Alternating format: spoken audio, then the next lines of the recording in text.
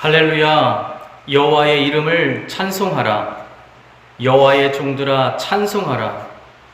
여호와의 집 우리 여호와의 성전 곧 우리 하나님의 성전들에 서 있는 너희여 여호와를 찬송하라. 여호와는 선하시며 그의 이름이 아름다우니 그의 이름을 찬양하라. 하나님 아버지 감사합니다. 무더위 속에서도 우리를 지키고 돌보시며 예배자로 불러 세워주신 하나님 아버지, 오늘 또 예배를 통하여 영광 받으시고 오늘 예배를 통해 우리를 찾으시고 만나주신 하나님의 그 은혜를 깨닫게 하여 주시옵소서.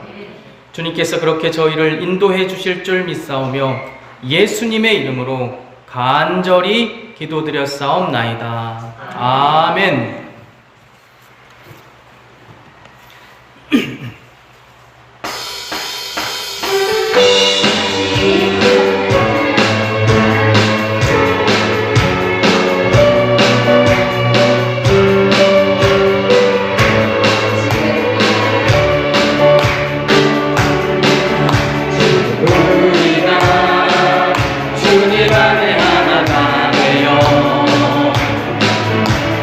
주님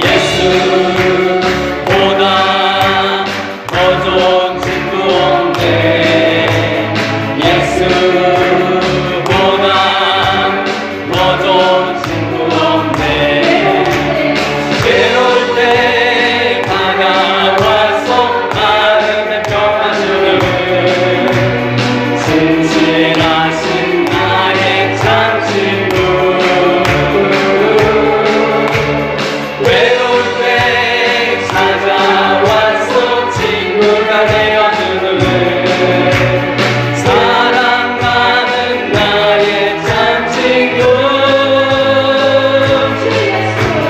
주 예수 사랑하리라 나의 생명 날 때까지 주 예수 사랑하리라 나의 생명 달 때까지 예수 사랑 참 좋은 예수 사랑 예수 사랑 참 좋은 예수 사랑 예수 사랑 참 좋은 예수 사랑 예수 사랑 참 좋은 예수 사랑 세상에서 제일 많은 금으로 유혹해도 예수님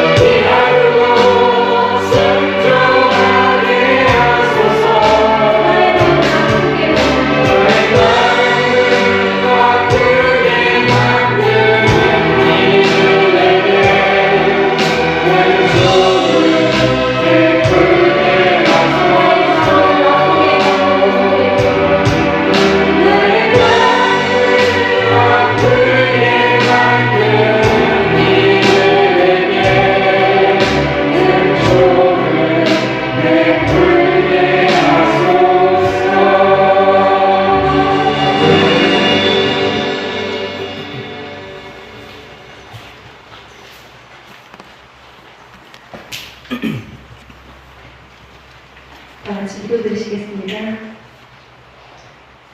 예수님께서 그곳에 이르사 쳐다보시고 이르시되 삭개오야 속히 내려오라.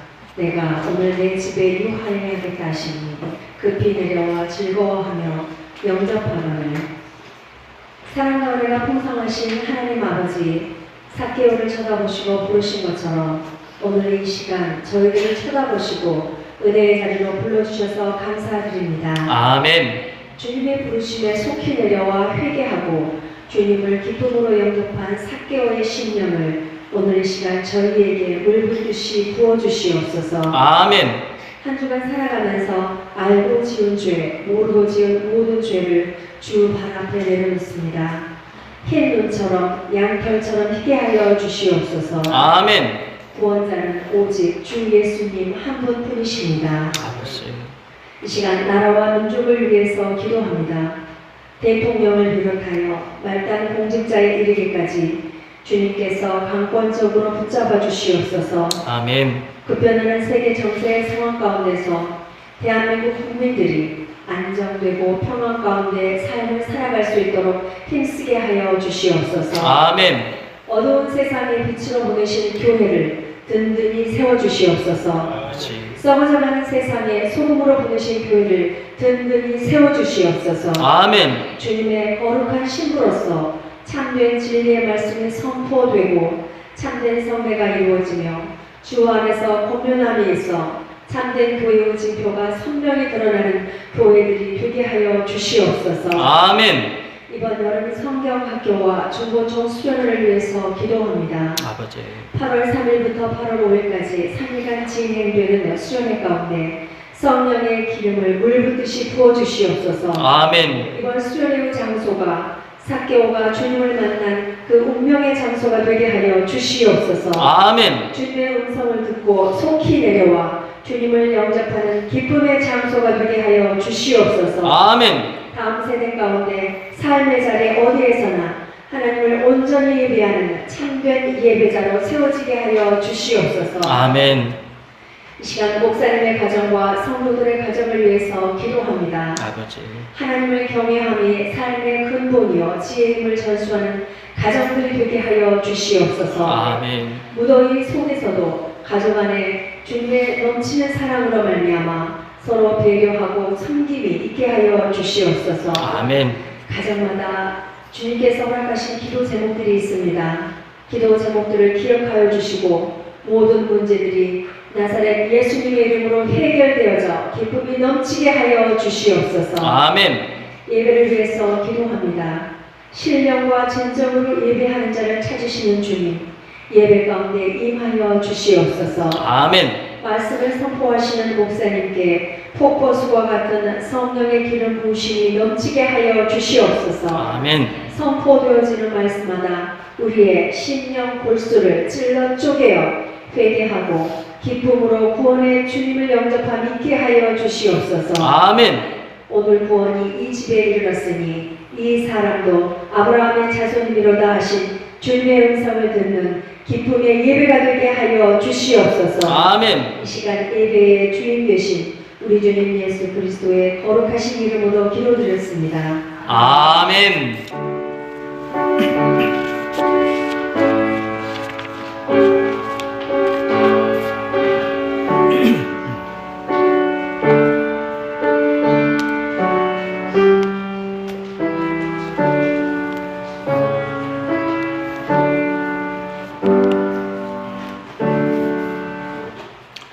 할렐루야. 아멘.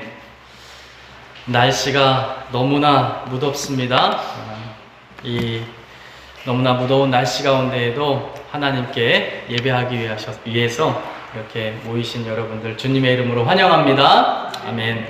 오늘 찬양 섬겨주신 우리 김희정 권사님 인도하시느라고 너무 애써주셔서 감사드리고, 또 오늘 찬양단 멤버 중에 처음 오는 분이 이렇게 저희 교회 출석하셔서 열심히 예배드리는 것도 감사한데 이렇게 이제 사역도 동역해 주셔서 너무 감사합니다. 우리 김희정 원사님하고 우리 천영은 자매님에서 우리 박수 한번 드리도록 하겠습니다.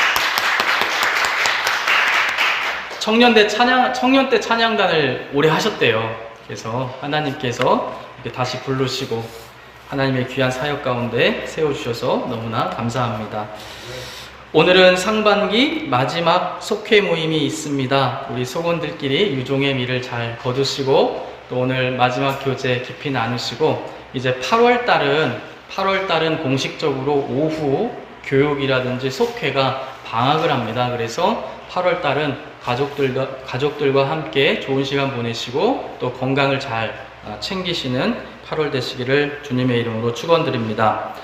여선교회 개사회 잘 다녀왔습니다. 정말 은혜의 시간이었습니다. 새 예루살렘 교회 성도님들이 더운데도 땀을 뻘뻘 흘리며 열심히 섬겨주셔서 너무나 좋은 교제 시간 갖고 돌아왔습니다. 오늘 상반기 감사가 오늘 진행이 됩니다. 그래서 우리 감사위원분들은 잘 시간 정하셔서 오늘 감사 잘 진행해 주시기 바랍니다. 늘 광고하듯이 성경학교와 중고청 수련회가 이제 얼마 안 남았습니다. 정말 코앞으로 다가왔습니다. 여러분들 많은 기도와 후원 부탁드리고요. 오늘 바자회를 한 번 더 한다고 합니다. 1층 소예배실 지난번 바자회 했던 곳에서 한 번 더 바자회를 하니까요. 신상들이 또 많이 입고가 됐습니다. 그래서 늦게 오시면 못 골라요. 다른 사람이 다 가져갑니다. 그래서 2부 예배 후에 더우니까 곧바로 진행을 하겠습니다. 그래서 2부 예배 후에 1층 소 예배실에서 여러분들에게 꼭 맞는 패션 리더들이 입던 옷 많이 챙겨가시기 바랍니다. 복음통일기도회가 8월 15일 있습니다. 그런데 이제 복음통일기도회는 어승생학까지 올라가기 때문에 체력이 안 되시고 또 나이가 좀 있으신 분들은 마음으로만 참여해 주셔도 될 것 같아요. 그날 굉장히 더울 것으로 가장 더울 때 올라가기 때문에 제가 또 대표로 열심히 올라가서 기도할 거기 때문에 체력이 되시는 분들, 참여하시고 싶으신 분들은 계속 안내를 드릴 테니까 함께 참여하시고 나머지 분들은 11시에 같이 집에서 기도해 주시기 바랍니다. 연합성에 늘 광고 드리고 있습니다. 시간 조정하셔서 함께 우리 참여하고 함께 은혜 나누는 귀한 시간이 되었으면 좋겠습니다. 개인적인 목회자 광고를 드리면 이제 내일 사택 이사를 이제 내일 진행을 합니다. 그래서 내일 이사를 하고 내일부터 이제 짐 정리 겸 해서 휴가를 금요일까지 목회자 가정 휴가를 좀 가지려고 합니다. 그래서 새벽 기도회, 금요 기도회는 모이지 않아요. 그래서 수요 예배만 일단 드립니다. 그래서 여러분들 새벽 기도회와 금요 기도회는 집에서 여러분들 기도하시면 되겠습니다. 또한 교회 청소 여러분들 예배 안내위원 참고하시면 여러분들 아실 수 있습니다. 참고하시기 바랍니다. 자, 우리 이제 저도 자리에서 일어나셔서 우리 사도신경으로 우리의 신앙을 고백과 사도신경이 아닙니다. 오늘은 죄송합니다. 감리회 신앙 고백으로 마지막 주이기 때문에 우리 감리회 신앙 고백으로 우리의 신앙을 하나님 앞에 고백하도록 하겠습니다. 우리는 우주 만물을 창조하시고 섭리하시며 주관하시는 거룩하시고 자비하시며 오직 한 분이신 아버지 하나님을 믿습니다. 우리는 말씀이 육신이 되어 우리 가운데 오셔서 하나님의 나라를 선포하시고 십자가에 달려 죽으셨다가 부활 승천하심으로 계속 살아계시고 구세주가 되시는 예수 그리스도를 믿습니다. 우리는 우리와 함께 계셔서 우리를 거듭나게 하시고 거룩하게 하시며 완전하게 하시며 위안과 힘이 되시는 성령을 믿습니다. 우리는 성령의 감동으로 교육된 하나님의 말씀이 성령이 구원에 이르는 우리와 신앙생활에 충만한 그리스도를 믿습니다. 우리는 하나님의 은혜로 믿음을 통해 죄사함을 받아 거룩해지며 하나님의 구원의 역사에 동참하도록 부름받음을 믿습니다. 우리는 예배와 신교, 교육과 봉사, 전도와 선교를 위해 하나가 된 그리스도의 몸이 교회를 믿습니다. 우리는 만민에게 복음을 전파함으로 하나님의 정의와 사랑을 나누고 평화의 세계를 이루는 모든 사람들이 하나님 앞에 형제됨을 믿습니다. 우리는 예수 그리스도의 재림과 심판, 우리 몸의 부활과 영생, 그리고 우리의 최후 승리와 영원한 하나님 나라를 믿습니다. 아멘. 오늘 우리에게 주신 하나님의 말씀은 누가복음 19장 1절부터 10절까지 말씀입니다. 우리 말씀을 저와 함께 교대로 봉독하도록 하겠습니다. 예수께서 여리고로 들어가 지나가시더라. 삭개오라 이만한 자가 있으니 세리장이 또한 부자라.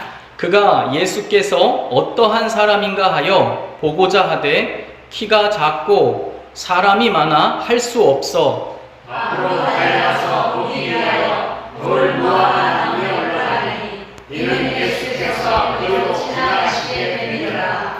예수께서 그곳에 이르사 쳐다보시고 이르시되 삭개오야 속히 내려오라 내가 오늘 내 집에 유하여야 하겠다 하시니 급히 내려와 즐거워하며 영접하더니 뭇 사람이 보고 수군거려 이르되 저가 죄인의 집에 유하러 갔도다 하더라. 삭개오가 서서 주께 여짜오되 주여 보시옵소서 내 소유의 절반을 가난한 자들에게 주겠사오며 만일 누구의 것을 속여 빼앗은 일이 있으면 내 받으나 받겠느냐. 예수께서 이르시되 오늘 구원이 이 집에 이르렀으니 이 사람도 아브라함의 자손이미로다. 인자가 온 것은 잃어버린 자를 찾아 구원하려 합니다. 아멘. 우리는 이런 마음으로 하나님의 말씀을 받습니다. 주의 말씀은 내 인생의 빛이시나 주의 말씀은 내 삶을 넘어시는다. 주께서 말씀하신 대로 나는 하나님의 사랑하는 자녀입니다. 나는 축복의 공로입니다. 오늘 또 주의 말씀에 마음의 문을 엽니다. 말씀하여 주옵소서. 듣고 깨닫고 말씀대로 살겠습니다. 아멘. 예, 자리에 앉아주시기 바랍니다.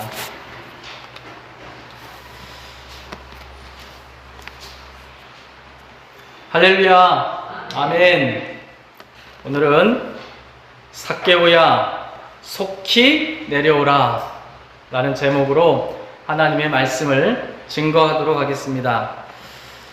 이번 한 주는 여러분들이 복음서, 특별히 누가복음을 좀 통독하시면 더 깊은 하나님의 은혜를 깨달으실 수 있을 줄 믿습니다. 제가 왜 오늘 본문을 좀 삭개오 설교를 좀 하려고 이렇게 정하였냐면 어렸을 때 삭개오 설교를 참 많이 들었어요. 여러분들도 삭개오 설교 많이 들었어요? 그죠? 제가 초등학교 때 이제 교회에 나가서 예수님을 영접하고 많이 들었던 설교가 초등학교 때 선생님들이 다윗 설교를 참 많이 해주셨고요. 다윗이 이 물맷돌로 골리앗을 딱 쓰러뜨리는 장면을 제가 설교를 많이 들었어요. 또 많이 들은 게 모세와 관련된 설교도 어렸을 때 많이 들었고, 또 신약 본문에서는 이 삭개오에 관한 설교를 참 많이 들었어요. 특별히 성경학교 때는 빠지지 않고 등장했던 주인공이 바로 삭개오입니다. 삭개오. 근데 제가 오늘 왜 삭개오 설교를 좀 해야겠다라고 우리 성도님들이 정말 귀가 닳도록 들은 본문인데 왜 이걸 좀 한 번 더 설교해야겠다 생각했냐면 이런 생각이 들었어요. 이번 주 누가복음을 통독하면서 여러분들은 삭개오 하면 어떤 이미지가 좀 있어요? 삭개오 어떤 그 은혜들이 좀 남아 있습니까? 삭개오 하면 저는 어렸을 때 선생님들께서 늘 좀 마무리가 이렇게 됐어요. 삭개오가 정말 열심히 노력해서 하나님을 만났고 예수님을 만났고 구원의 은혜를 받게 됐다. 그러니까 뽕나무, 예전에는 개역 성경에는 뽕나무라고 번역했잖아요. 못 만나니까 거기까지 올라가는 그 노력. 또 예수님께서 집에 찾아오시니 벌떡 일어나서 그 누구도 할 수 없었던 결단을 딱 해가지고 그가 예수님도 만나고 구원도 약속받게 됐다. 그래서 주로 인간의 노력이 많이 강조된 설교를 이 삭개오를 통해 많이 들었어요. 그런데 그러다 보니까 상대적으로 하나님의 은혜, 삭개오를 찾아와 주시고 만나 주시고 그의 이름을 불러 주시고 많은 사람이 죄인이라고 손가락질하는 그 삭개오의 집에 유숙하러 들어가신 그 하나님의 그 은혜는 상대적으로 많이 가려진 것 같아요. 그래서 우리가 한 번 더 이 삭개오 설교를 통해서 우리를 찾아와 주신 하나님의 은혜를 여러분들과 나눠야겠다라는 생각이 들었습니다. 사랑하는 성도 여러분, 우리가 하나님을 찾아낸 것이 아닙니다. 우리가 하나님을 믿기로 결단한 것이 아니에요. 우리가 하나님을 택하였기 때문에 구원의 은혜가 베풀어진 게 아닙니다. 하나님께서 찾아오신 것이고 하나님께서 은혜로 만나주신 것이고 하나님께서 믿도록 은혜를 베풀어 주셨기 때문에 여러분들이 주님을 만난 것이고 주님을 영접하게 된 것입니다. 그래서 오늘 저와 여러분들이 오늘 이 설교를 통해서 우리를 찾아와 주신 주님을 뜨겁게 만나시는 귀한 시간 되시기를 주님의 이름으로 축원드립니다. 그래도 우리가 삭개오에 대해서 기본적인 또 내용은 파악을 해야 됩니다. 오늘 내용이 개략 이렇습니다. 삭개오라고 하는 인물이 있었어요. 저는 삭개오 하면은 감정이 좀 많이 이입이 돼요. 제가 구약에서 감정이 많이 이입되는 인물이 레아입니다. 레아라고 하는 인물이 눈도 침침한 것 같고 사랑도 많이 못 받는 것 같아서 왠지 모르게 창세기에서 레아 부분 읽다 보면 제 감정이 막 이렇게 자연스럽게 이입이 돼요. 그래서 레아의 시각으로 막 이걸 읽게 돼요. 그래서 막 라헬도 믿고 막 야곱도 믿고 막 이제 그렇게 읽었어요. 근데 이제 신약에서 읽다가 자연스럽게 또 이제 삭개오에게 또 감정이 막 이입이 돼요. 뭐 여러 가지 이유가 있겠습니다만 여러분들은 웃으실 수 있는데 이 부분이 좀 저에게 늘 가슴에 3절 한번 보겠습니다. 그가 예수께서 어떠한 사람인가 하여 보고자 하되 뭐가 작아요? 키가 작고 이 부분만 읽으면 일단 감정이 쫙 제가 빨려 들어가요. 삭개오 그냥 입장으로 맞아요. 삭개오는 키가 작은 사람이었어요. 예수님 좀 한번 보고 싶은데 사람들이 보여주질 않는 거예요. 끼워주질 않아요. 왜냐하면 그가 직업이 뭐예요? 오늘 보니까 세리인데 그것도 그냥 세리가 아니라 세리장이라는 겁니다. 세리장. 이 1세기 이스라엘 땅에 죄인으로 거의 확정적으로 이렇게 평가받는 그룹들이 몇 개 그룹이 있어요. 대표적인 그룹들이. 대표적인 그룹 첫째가 창녀들이에요. 창녀들. 몸을 팔아서 생계를 유지하는 창녀들은 사람들이 다 손가락질하면서 여러분 창녀들이 성전에 제대로 들어갈 수 있겠습니까? 제사를 죄 씻는 제사를 제대로 드릴 수 있겠습니까? 또 하는 일이 또 창녀이기 때문에 얼마나 그러니까 사람들이 늘 생각 속에 이렇게 생각했어요. 저 사람들은 구원받지 못하고 분명 지옥 갈 거야. 이렇게 생각하는 한 그룹이 창녀들이었어요. 또 한 그룹이 요즘은 좀 조심해야 되는데 이렇게 몸이 불편하신 분들. 몸이 불편하신 분들을 몸이 불편한 것도 속상한데 그때 당시에 사람들은 유대교 교리 중에 장로들의 유전 중에 뭐가 있었냐면은 응보교리라는 게 있었어요. 응보교리. 그래서 이건 뭐냐면 왜 저렇게 몸이 불편할까? 조상이나 부모의 죄가 있어서 저렇게 되었을 것이라고 심지어 예수님 시대에는 제자들도 그렇게 생각하고 있었어요. 여러분 얼마나 속상해요. 몸이 아픈 것도 속상한데 사람들이 신앙적으로도 그렇게 손가락질했다는 것입니다. 또 한 그룹이 있었는데 그게 뭐냐면 세리그룹이에요. 세리그룹. 세리그룹도 사람들이 100% 죄인 100% 지옥 이렇게 생각하는 그룹이 바로 세리들이었다는 것입니다. 그런데 삭개오는 세리 중에서도 뭐예요? 세리장이라는 것입니다. 그리고 이 지역도 중요한데 어느 지역에 세리장이었냐면 오늘 본문에 보니까 1절에 보니까 예수님께서 어디로 지금 들어가셨어요? 여리고라고 하는 곳에 들어갔어요. 여리고라고 하는 또 지역이 중요한 곳. 지도 한번 볼까요? 잘 보이나요? 너무 흐리죠? 제일 단순한 제가 지도를 좀 찾아왔는데 저기 이렇게 제가 화살표로 굉장히 이렇게 서투른 화살표가 하나 있죠? 빨갛게 점이 이렇게 있어요. 저기가 바로 여리고 성읍이 있는 곳이에요. 근데 저기가 왜 중요하냐면 지금 요단강이라고 하는 강이 길게 북쪽에서부터 남쪽으로 이렇게 길게 횡단하고 있어요. 그래서 요단 동편과 서편을 이렇게 지리적으로 나누고 있습니다. 요단강이. 그런데 제가 그 입체적인 지도, 모형 지도로 이렇게 보니까 요단강 동편에서 서편으로 진입할 때 막 아무 곳으로나 다 갈 수 있는 게 아니에요. 지형이 다른 곳이 굉장히 험해요. 요단강을 사이에로 놓고 양쪽의 지형이 굉장히 험해서 사람이 진입할 수 있는 곳이 많지가 않습니다.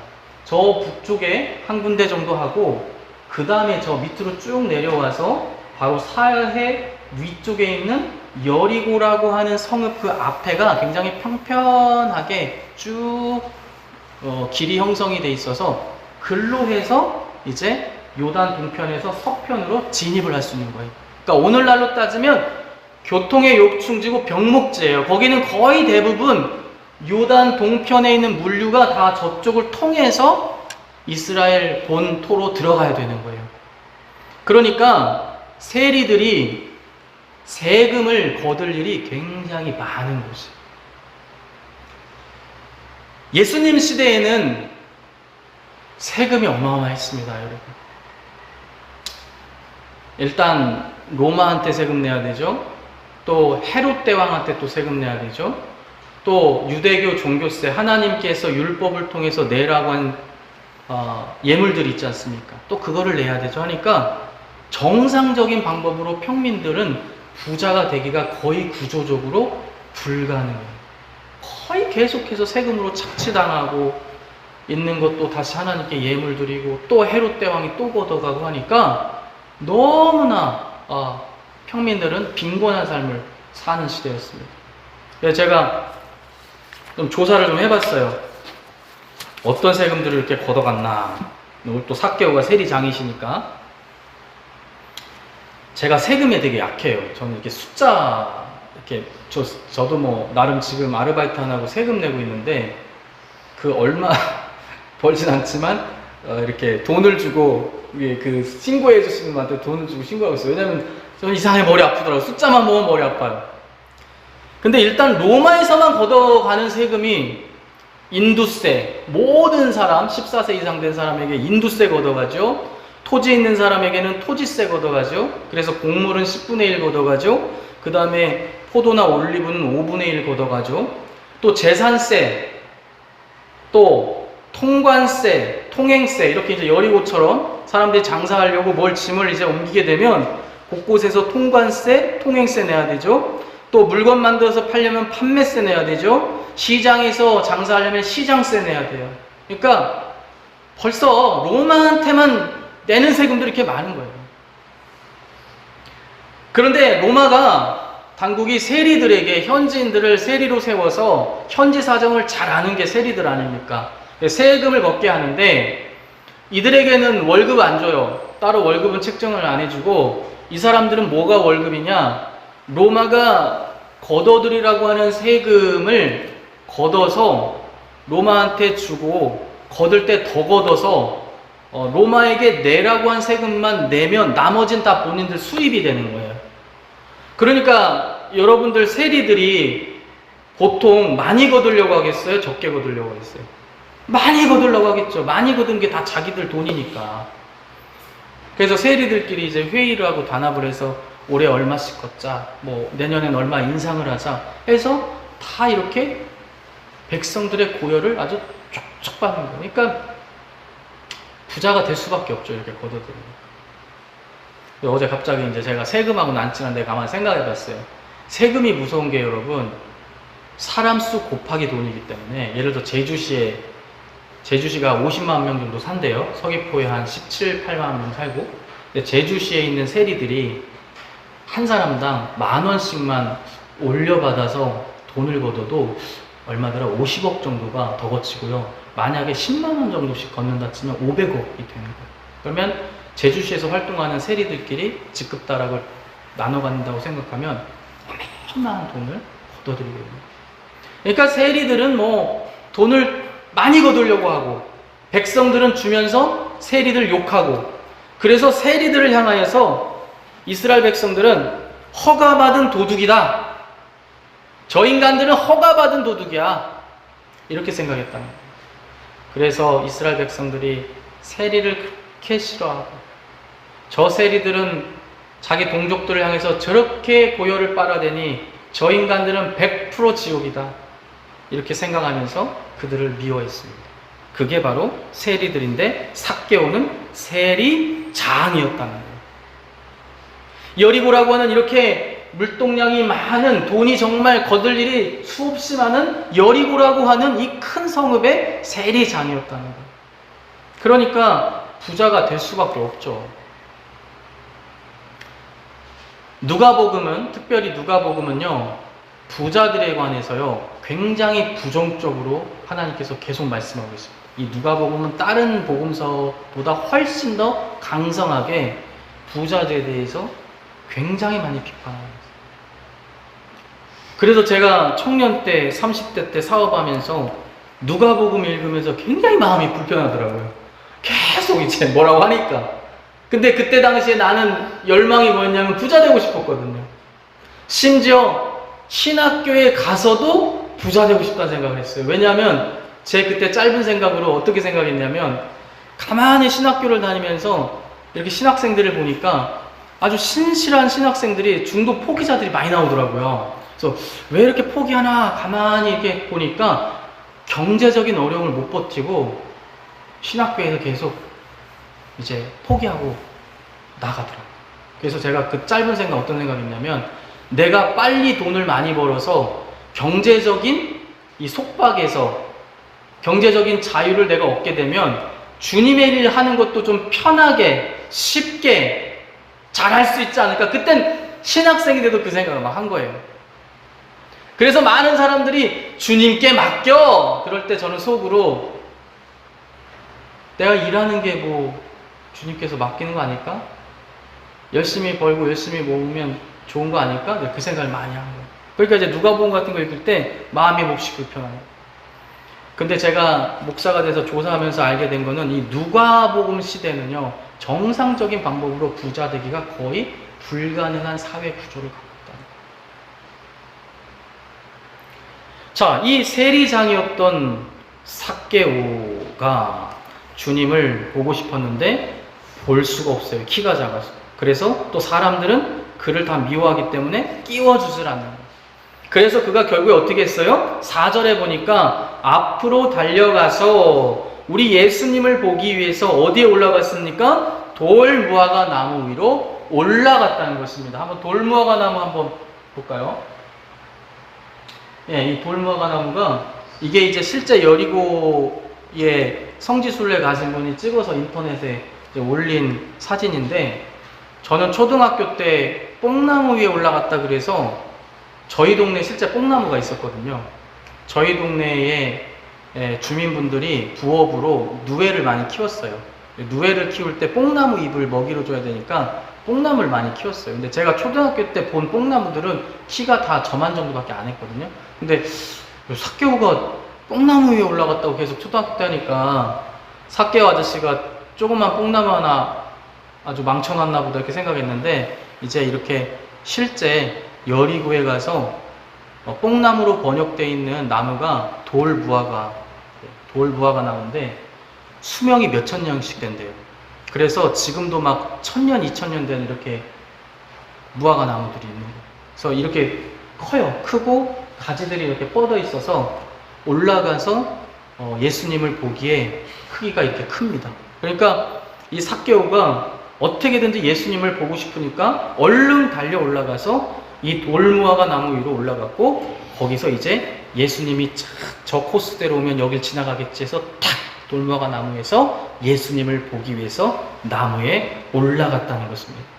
자, 그런데 우리가 주목해야 되는 것은 5절에 보니까 예수님께서 그곳을 지나가시다가 어떻게 했어요? 쳐다보시고 이르시되 삭개오야 속히 내려오라 하고 말씀해 주셨다는 거예요.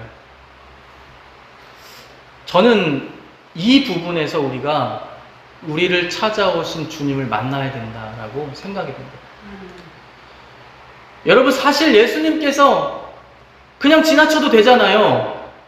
그잖아요. 꼭 삭개오 앞에서 멈출 필요 없습니다. 그냥 지나쳐도 됩니다. 사람들이 막 생각했겠죠. 참 별난 사람이네. 저기까지 올라가서 저러고 있다니.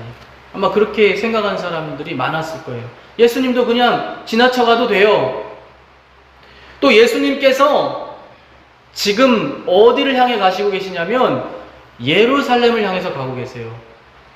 이 예루살렘 입성이 예수님 생애에서 마지막 입성입니다. 이제 십자가의 대속의 죽음을 이루시기 위해서 가는 마지막 순례의 길이에요. 이제 이 여리고 지나면 예루살렘 입성하시는 거예요. 그럼 이제 얼마 있다가 6월절 지내시고 십자가에 못 박혀서 이제 돌아가시는 거예요. 그러니까 마지막 이 사명의 길에 여리고를 들르신 거예요. 누굴 만나기 위해서? 삭개오를 만나기 위해서. 사실 여러분들 갈릴리 지역에서 예루살렘 가는 길은 더 편한 길이 있습니다.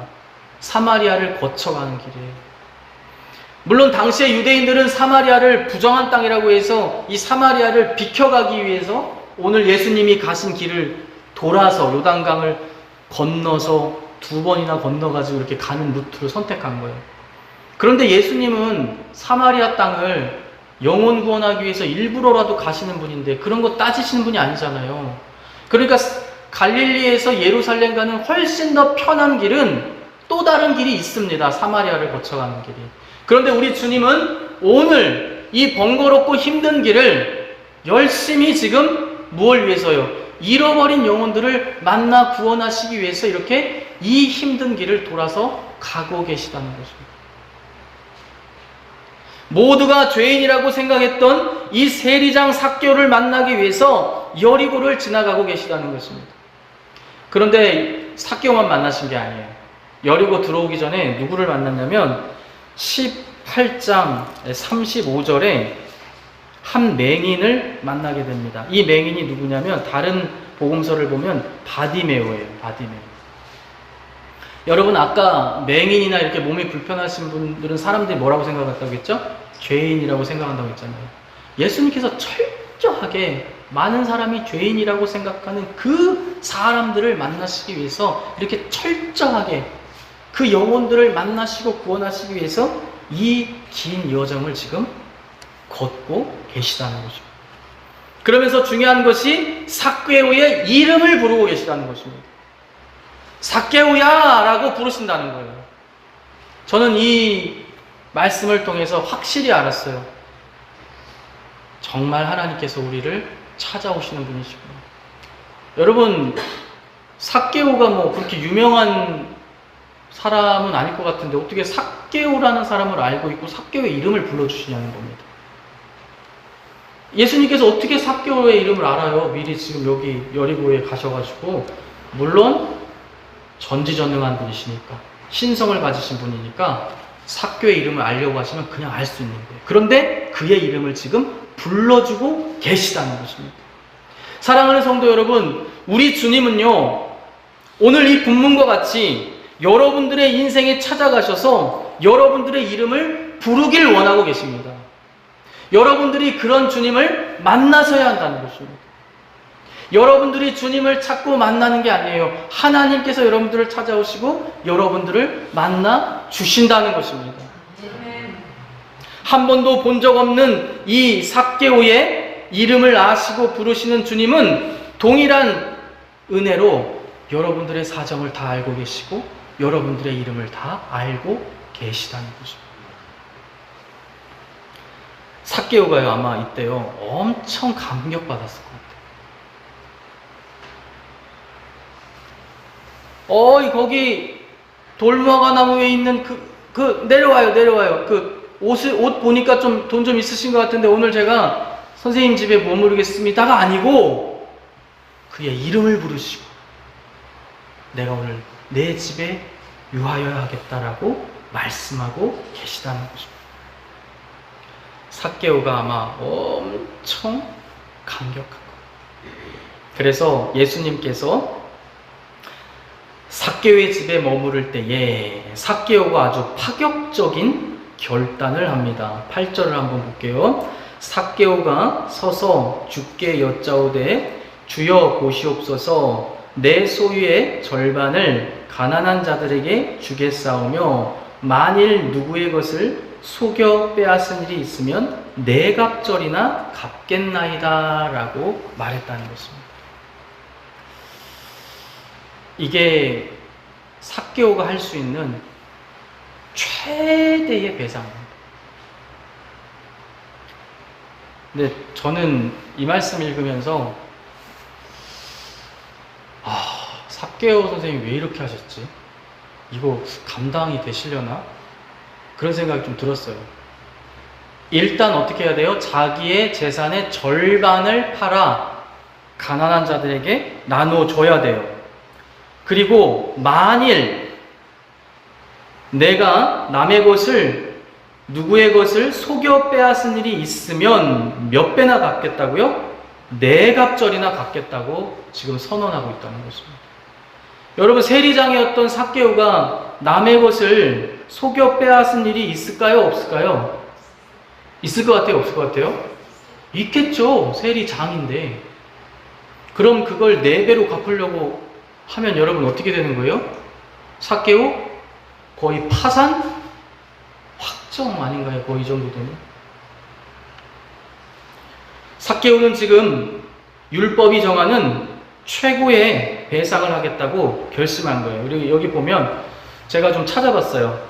율법에서 말하는 배상의 규정이 좀 어떤가 해서 쭉 여러 군데 찾아봤는데 가장 이제 대표적인 게 레위기에 있습니다. 레위기 6장 5절과 민수기 5장 7절을 참고하면 어떻게 배상해야 되냐면 내가 남의 것을 훔치거나 착취한 경우에는 그것을 갚을 때에 5분의 1을 더하여서 갚아야 돼요. 그러니까 20%를 내가 남의 돈을 10만 원을 훔쳤으면 갚을 때는 12만 원을 갚아줘야 되는 거예요. 그런데 출애굽기 22장에는 율법의 가장 이제 원초와 같은 출애굽기 22장에서는 훨씬 강력하게 말씀하고 계세요. 이때에는 이제 되돌릴 수 없는 악질적인 도둑질, 예를 들어서 소나 남의 가축 같은 경우를 훔쳐다가 도축하여 팔거나 이렇게 해서 되돌릴 수 없는, 살아있는 건 되돌려줄 수가 없잖아요. 이런 악질적인 범죄에 관해서는 하나님께서 소를 그렇게 했을 경우에는 5배를 갚게 하셨어요. 그러니까 하나님은 큰 범죄에 대하여 더 크게 갚게 하셨다는 거예요. 또 양이나 염소 같은 동물을 그렇게 도둑질하여서 부당이득을 취했다? 그럼 4배를 갚으라고 말씀하셨어요. 그러니까 오늘 이 삭개오는 자기가 돌이킬 수 없는 죄를 지은 도둑질을 한 악질적인 도둑이라고 스스로 주님 앞에서 고백하는 것이고, 오늘 주님 앞에서만 고백한 게 아니라 그 자리에 있었던 수많은 사람들 앞에 서서 사람들을 향하여 지금 선포하고 있다는 것이죠. 거의 파산 확정입니다. 근데 여러분, 삭개오는 왜 이렇게까지 했을까요? 왜 이렇게 안 해도 예수님께서 기뻐하실 만한 일들을 많이 할 수 있는데 왜 이렇게까지 하냐는 거예요. 오늘 삭개오 본문 앞에 18장에는요 부자 관리 이야기가 나옵니다. 부자 관리는요, 주님께서 네가 영생을 얻으려면 네 것을 팔아서 전부 다 가난한 사람들에게 나눠주라고 아예 명령까지 하셨는데 못했어요. 그냥 못하고 돌아갔어요. 근데 삭개오는요, 오늘 주님께서 네가 구원을 받으려면 이렇게 하라고 명령하지도 않으셨어요. 그냥 그가 구원의 메시지를 선포하시기 전에 삭개오가 벌써 일어나서 이렇게 선포하고 있다는 것입니다. 왜 이렇게까지 하냐는 거예요. 제가 삭개오의 아내였으면 막 옆에서 이렇게 하면서 취소. 5분 안에 취소하면 이랬을 수도 있어요. 삭개오는 왜 이렇게까지 하셨을까요? 그리고 여러분, 삭개오는 이걸 지켰을까요? 여러분, 지켰을 것 같아요? 네. 저도 지켰을 것 같아요. 왜냐하면 제가 그 삭개오와 관련된 유대 전승 읽어본 건 아니고 검색을 해서 쭉 삭개오에 관한 전승을 좀 뒤져봤더니, 삭개오의 전승 중에 4세기에 쓰여져 있는 전승에 베드로의 제자가 되어서, 이 사건 이후에 베드로의 제자가 되어서 초대교회에 아주 유명한 감독님이 되셨다라는 전승이 있대요. 그러니까 그 전승에 따르면 삭개오는 이날 이 선언 이후에 자기가 선언한 것을 지키고 주님을 따르는 주님의 실실한 제자가 되었을 가능성이 높다는 거죠. 왜 이렇게까지 하셨어요? 여러분, 우리가 진정으로 주님을 영접하게 되면, 진짜 예수님을 만나게 되면요, 우리가 피해갈 수 없는 체험이 하나 있는데, 그게 뭐냐면 아주 급격한 감정의 격변을 겪게 돼요, 사람은. 이게 무슨 말이냐면, 내가 철저하게 죄인이라는 것을 깨달은 자가 주님의 죄의 용서에 대한 그 약속을 받게 되면요, 사람이 말할 수 없는 감격이 밀려오면서 인생에서 한 번도 체험해보지 못한 엄청난 감격의 격변들을 겪게 돼요. 그래서 이때에는요, 감정이 막 격해지기 때문에 뭘 막 생각하고 계산하고 내 미래를 막 이런 게 아니에요. 이때는 정말 받은 은혜대로 그냥 선포가 나오는 것입니다. 저는 아마 삭개오가 그런 걸 체험했을 거라고 생각돼요. 주님의 그 죄의 용서에 대한 그 은혜를 느끼니까 갑자기 감정이 막 격해진 거죠. 그래서 앞뒤 따지지 않고 일어나서 이 결단을 선포한 거라고 저는 생각합니다. 여러분들 인생 가운데에도 이런 체험들이 있으실 거예요. 예수님을 처음 만났을 때 이 감정에 막 눈물 터져 나오는 감정의 격변들을 다 겪으셨어요. 만약 겪지 못했다면 한 번쯤 고민해 봐야 돼요. 내가 정말 주님을 만났을까? 아니면 내가 너무 어린 나이에 일찍 만나서 조금씩 감정이 변하는 걸까? 근데 제 체험에 의하면 아무리 초등학교 때 제가 처음 예수님 믿겠다고 결심했을 때에도 그때도 감정에 요동치는 격변들이 있었어요. 그 첫 사랑의 첫 만남의 격변들이 있었어요. 그러니까 그런 것들이 여러분들 없다면 좀 심각하게 조금 생각을 해봐야 돼요. 내가 정말 주님을 믿고 있는 것인가? 내가 정말 죄인이라고 내가 여기고 있는 것인가? 내가 정말 불못에 들어갈 심판의 대상자였는데 영원한 죄의 용서를 받았다고 믿고 있는가에 대한 그 여러분들 한 번쯤 돌아보셔야 돼요. 내가 그런 게 없다면 그냥 입으로만 고백하고 있는 걸 수도 있어요. 내가 나를 스스로 속이고 있는 걸 수도 있어요. 10,000달란트 빚진 자가 왕으로부터 10,000달란트를 탕감받았어요. 여러분, 10,000달란트는요, 자기 평생 동안 자녀 후손들 몇 대가 갚으려고 애써도 갚을 수 없는 빚이에요. 그걸 왕께서 긍휼히 여겨서 불쌍히 여겨서 내가 그 빚을 탕감해 줄게. 너희들이 안고 태어난 그 원죄, 너희들이 아무리 애쓰고 몸부림쳐도 갚을 수 없는 그 죄를 내가 예수 그리스도의 피로 오늘 갚아줄게 라고 선포했을 때 그걸 진짜 믿는 사람은요, 감정이 막 격하게 요동치는 거예요. 눈물 콧물이 막 쏟아지게 되는 거예요. 아니, 내가 10,000달란트를, 이 10,000달란트를 어떻게 내가 갚을 수 없는 이 10,000달란트를 왕께서 탕감해 주시니 내가 정말 몸둘 바를 모르겠다. 이게 정상적인 반응이에요. 근데 그 사람은요, 그 은혜가 없었어요. 감격이 없었어요. 그러니까 오늘날로 얘기하면 예수님을 진짜 믿은 게 아니에요. 나오면서 자기한테 100데나리온 빚진 사람 보니까 화가 올라왔어요. 10,000달란트 탕감받은 기쁨이 모든 걸 집어 삼켜야 되는데, 삼키고도 남아야 되는데, 이 사람은 이거에 대한 감사도 없고 감흥이 없으니까 100데나리온 빚진 사람 멱살을 잡고 감옥에다 쳐놓은 거예요. 빨리 갚고. 여러분들의 신앙이 혹시 그런 상태라면은 정말 삭개오처럼 주님을 못 만난 걸 수도 있어요. 아니, 삭개오처럼 만나지 못한 걸 수도 있어요.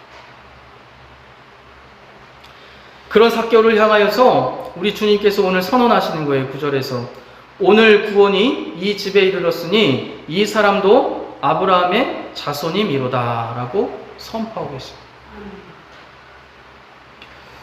저는 오늘 이 삭개오의 내용을 통해서 우리가 아까 말씀드렸듯이 잊지 말아야 되는 게 뭐냐, 구원에 있어서 하나님의 은혜를 우리가 절대 잊어서는 안 된다는 것입니다.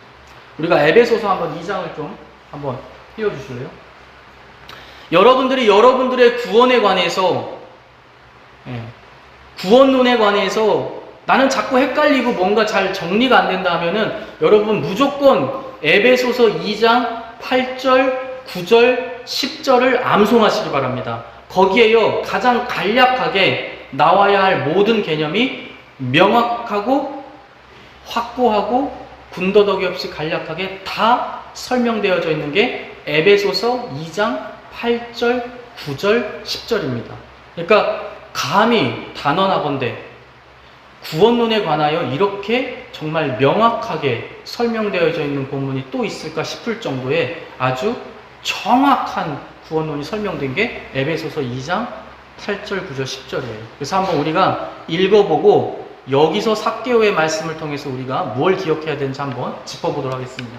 우리 에베소서 2장 8절을 한번 크게 한 목소리로 한번 봉독하겠습니다. 시작. 너희는 그 은혜에 의하여 믿음으로 말미암아 구원을 받았으니 이것은 너희에게서 난 것이 아니요 하나님의 선물이라. 9절입니다. 시작. 행위에서 난 것이 아니니 이는 누구든지 자랑하지 못하게 함이라. 시작. 우리는 그가 만드신 바라 그리스도 예수 안에서 선한 일을 위하여 지으심을 받은 자니 이 일은 하나님이 전에 예비하사 우리로 그 가운데서 행하게 하려 하심이니라. 자, 우리가 보통 에베소서 2장 8절과 9절만 암송하는데 사실은 제가 보니까 10절까지 암송해야 될 것 같아요. 왜냐하면 우리 구원론에 있어서 필요한 모든 개념이 10절까지 하면 다 나오거든요. 우리가 구원에 있어서 하나님의 은혜와 믿음만 강조하는데 이 10절 보니까 선한 일, 즉 행위도 설명되어지고 있어요. 그러니까 구원론에 있어서 필요한 하나님의 은혜, 믿음, 구원 행위가 다 에베소서 2장 8, 9, 10절에 설명되어지고 있어요. 그러니까 이걸 간략하게 도식화하면 우리는 어떠한 과정을 통해서 구원받게 되느냐, 하나님의 은혜로 말미암아 믿음을 통하여 구원을 얻게 되고, 구원받은 자들은 자연스럽게 하나님을 향한 선한 행위들이 나오게 되더라는 겁니다.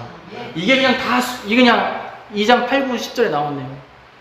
근데 제가 왜 이걸 보여드리냐면, 우리는 신앙생활 하면서 뭘 많이 생각하면서 신앙생활 하냐면 내가 믿었다. 이 믿음에 굉장히 우리는 강조하면서 신앙생활하고 있어요. 그래서 우리가 어떨 때 교만해지는 거예요. 하나님이 선택권을 주셨는데 내가 믿었기 때문에 구원받은 것이다. 내가 믿은 거 참 잘한 일이다. 나 참 잘했다. 나의 노력, 나의 결심, 나의 의지를 막 스스로 칭찬하면서 여러분들이 알게 모르게 교만해지더라는 거예요. 그러면서 하나님께서 내게 찾아오신 걸 기억하지 아니하고 내가 하나님을 찾아냈다. 내가 예수님을 선택했다. 이렇게 여기며 살아가게 되더라는 것입니다. 근데 그것은 큰 구원론에 의한 착각이라는 거예요. 그 모든 과정의 출발이 뭐로부터 출발한다고요? 하나님의 은혜로부터 출발한다는 거예요. 하나님께서 여러분들을 찾아가시는 은혜, 여러분들 인생에 관심을 보이시는 그 은혜, 여러분들의 이름을 불러주시는 그 은혜, 여러분들을 집에 찾아가시는 그 은혜, 예수님께서 삭개오의 집을 찾아가는 그 행위 자체가 이미 엄청난 은혜예요. 왜냐하면 사람들이 다 손가락질하고 욕했거든요.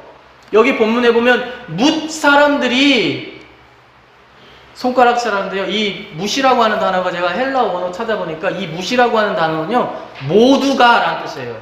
예외 없이 모두가 다 예수님을 욕했어요. 왜냐하면 죄인의 집에 갔다고 다 욕했어요. 그러니까 주님께서 삭개오 집에 간 행위 자체가 이 삭개오를 위한 엄청난 은혜의 행위라는 것입니다. 여러분들이 이번 한 주 정말 잊지 말고 가슴에 새겨야 되는 게 뭐예요? 여러분들의 모든 구원의 역사의 출발은 하나님의 은혜로부터 출발한다는 것입니다. 그래서 여러분들이 이제는 좀 이 감격, 주님께서 정말 수많은 사람 중에 나를 찾아오시고 계획하시고 이름을 부르시고 이 예배의 자리에 우리를 부르시고 성도로서 택해 주시고 환난 전에 우리를 불러 올려주시고 모든 구원의 역사를 완성하실 그분을 여러분들이 좀 이제는 감격으로서 주님을 만나시는 그런 귀한 한 주 되시기를 주님의 이름으로 축원드립니다. 아멘. 사랑과 은혜가 많으신 하나님 감사합니다. 오늘 삭개오의 말씀을 통하여서 다시 한번 저와 성도들이 가슴에 새기기를 원합니다. 우리가 하나님을 찾은 것이 아니요, 우리가 하나님을 만난 것이 아니요, 우리가 하나님을 택한 것이 아니요, 하나님께서 우리 가운데 찾아와 주시고 하나님께서 우리 가운데 믿게 해주시고 하나님께서 우리를 예배자로 불러주신 것 다 하나님의 은혜임을 깨달았습니다. 아멘. 이 자리에 모인 모든 성도들 이 깨달음을 잊지 아니하고 가슴에 새겨서 평생을 교만한 신앙인이 아니라 하나님의 그 은혜를 기억하는 믿음의 신앙인들 될 수 있도록 우리 하나님께서 역사하여 주시옵소서. 아멘. 우리 제주광교회 온 성도들을 그렇게 이끌어 주실 줄 믿사오며 예수님의 이름으로 간절히 기도드렸사옵나이다. 아멘.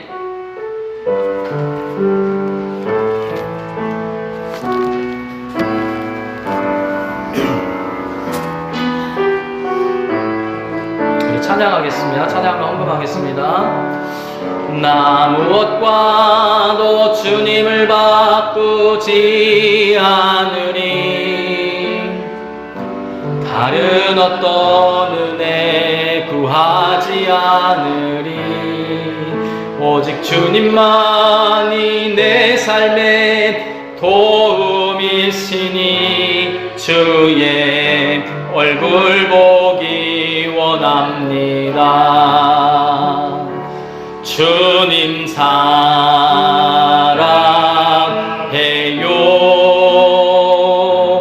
온 맘과 정성 다해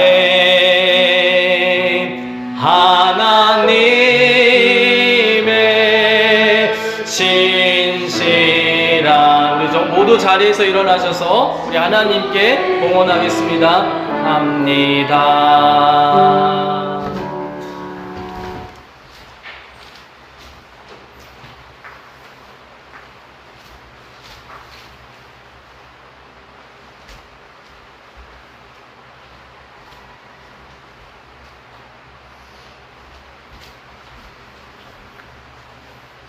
여러분들이 올려드린 귀한 예물을 위해서 제가 대표로 기도하겠습니다. 사랑과 은혜가 많으신 하나님 아버지, 오늘 또 하나님께 예배하러 나오면서 이렇게 귀한 예물을 우리의 마음과 믿음과 신앙을 담아 하나님께 올려 드립니다. 하나님 이 예물을 통하여 영광 받아주시고 또 이 예물을 통하여 하나님의 이름이 온 땅 가운데 전해질 수 있도록 하나님께서 귀히 써 주시옵소서. 무더위 속에서 이 살인적인 더위 속에서도 땀 흘려 이 예물을 올려드리기 위하여 애쓰고 일했던 성도들의 그 땀과 그 하나님 아버지 그들의 그 헌신을 기억하여 주시고 그들의 삶 가운데 우리 하나님께서 예비하신 복을 아버지여 부어 주시옵소서. 그들의 삶이 넉넉해질 수 있도록 역사하여 주시고 궁핍과 괴로움 가운데 있는 자들은 하나님 아버지의 복으로 말미암아 새로운 하나님 넉넉한 삶 가운데로 초대될 수 있도록 우리 하나님께서 역사하여 주시옵소서. 주님께서 이 예물을 귀히 받아주실 줄 믿사오며 예수님의 이름으로 간절히 기도드렸사옵나이다. 아멘. 우리 찬송 279장 1절하고 4절 찬송하시겠습니다. 인내하신 곳에 주여 내가 비오니 죄인 오라실 때에 날 부르소서. 주여 주여 내가 비오니 죄인 오라실 때에 날 부르소서. 만복 근원 우리 주여 위로하소서. 우리 주와 같으시니 어디 있을까. 주여 주여 내가 비오니 죄인 오라실 때에 날 부르소서.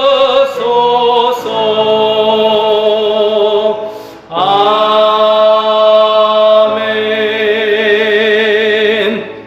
이 시간 제가 축도하고 모든 예배 마치도록 하겠습니다. 이제는 우리 구주 예수 그리스도의 은혜와 아버지 하나님의 크신 사랑과 성령 하나님의 감화 교통 충만하심의 역사가 오늘 들은 말씀대로 삭개오처럼 주님이 찾아오신 그 주님을 뜨겁게 만나고 주님의 그 은혜를 늘 기억하며 겸손한 신앙인으로 살기로 결단하는 이 자리에 모인 모든 성도들 머리 위에 이제로부터 영원토록 함께 하시기를 간절히 축원하옵나이다. 아멘.